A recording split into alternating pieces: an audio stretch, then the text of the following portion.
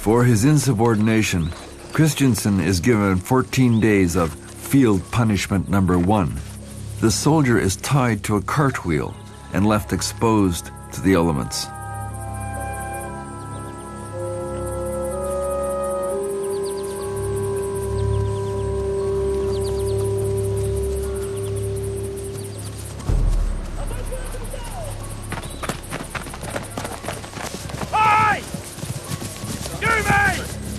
We went and cut the fellow loose. Along came the sergeant major roaring threats.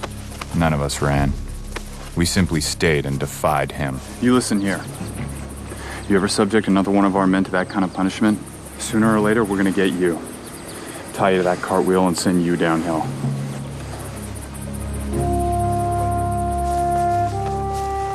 In acts of insubordination, in a refusal to blindly follow authority, the faint outlines of a new Canadian army are emerging. A truly Canadian army, an army based not so much on who you know, but on how well you do the job. But young men still have to be goaded into killing other young men wearing different uniforms.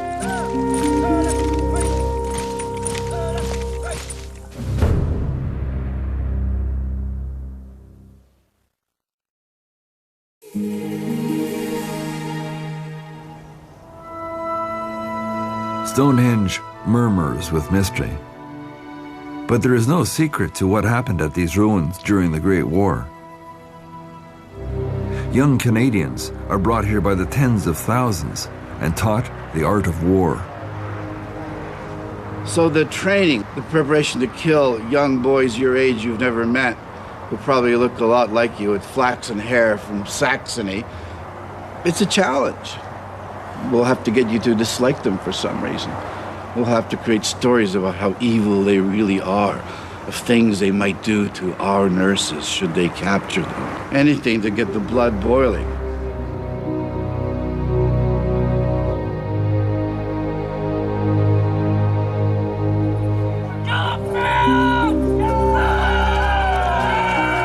I mean, young men and women are resilient. You're optimistic. You don't think you'll die. That's why I can eventually convince you to go across the channel and go into a filthy trench and attack Germans. I'll get you to charge machine guns. Young men think they're immortal. And it's the job of sergeants and officers to assure them that's true. There isn't a bullet made that'll kill you, lads. You'll make it. Aside from tens of thousands working in war industries back home, women play another critical role in the war, keeping the men alive, keeping their spirits up. In recognition, they are made officers. The men keep calling us their angels, and I think that was very much true of the nurses in the First World War. And the headdress may have something to do with it, too. Kelly O'Donnell's great-aunt was a frontline nurse. I'm very proud of her, leaving small-town Ontario for the worlds of war in Europe.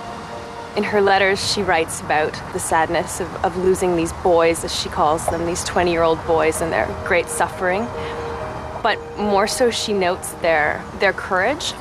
When they're suffering, they apologize for taking too much of her time. This is before they die.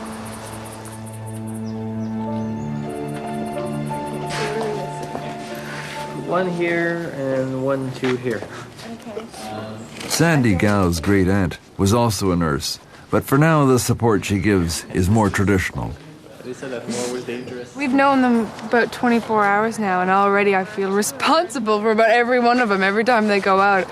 And even like just in the morning we're getting ready and we're trying to fix their buttons and get their uniform straight. I mean, you're just kind of like, oh, you know, our boys, look what they're doing. Precisely. We're kind of proud of them a little bit, you know? Just pull in again the other side. Pull out. I think it's a little bit different for us because for a lot of it we're on the sidelines and we're sort of watching them and sort of this constant concern for how they're doing. Find out about it. Don't get injured before you make it across. Seeing them, especially when they've got the weapons and when they're stanced and they're in their uniforms, it's just, there's something kind of shiver goes through you and you're going, oh my gosh, they're doing it.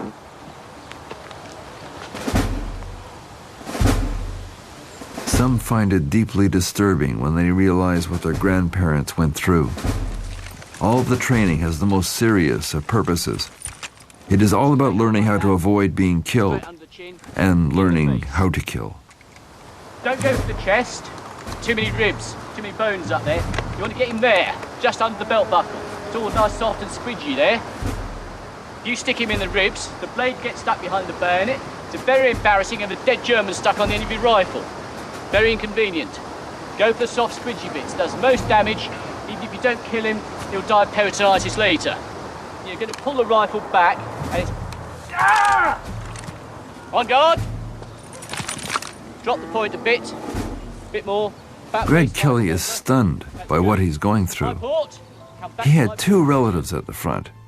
One was Harry, close in age, and a McGill graduate like Greg, also drawn to a career in law.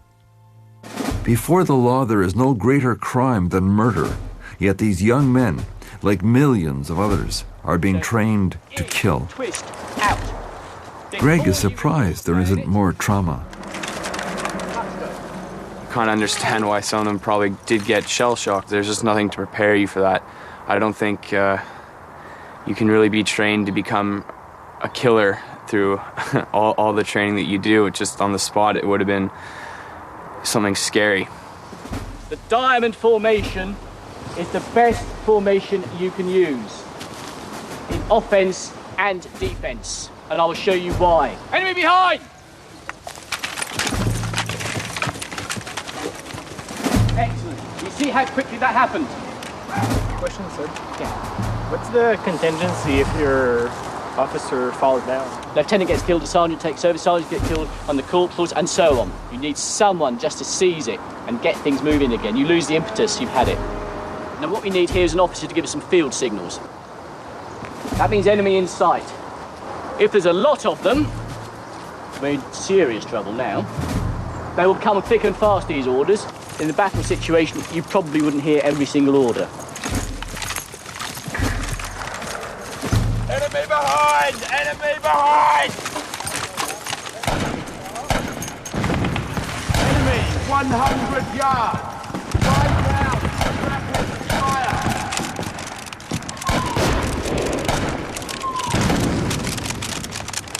Well done. Very good indeed.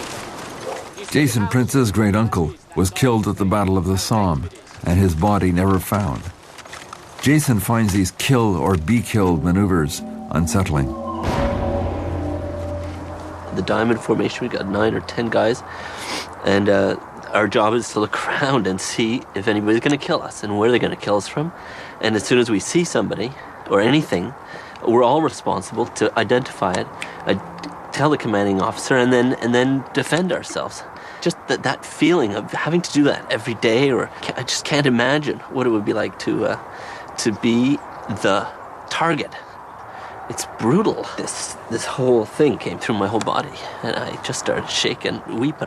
It's like you don't know when, any second, it's over. And I can't imagine what that would be like. I can't imagine just living like for years, just feeling that. It's insane.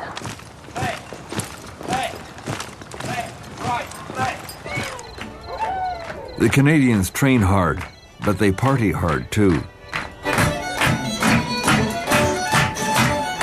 The Bustard Inn is still here, a great war watering hole for the Canadians.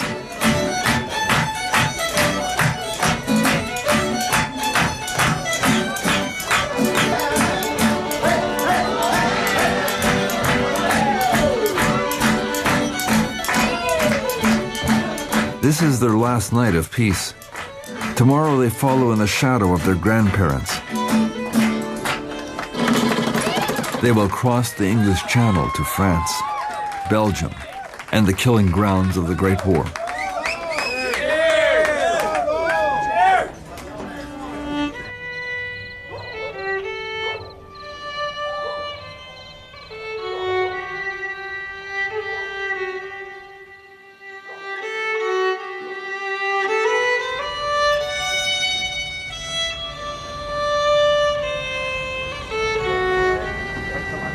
I think there would have been great excitement crossing the channel. I think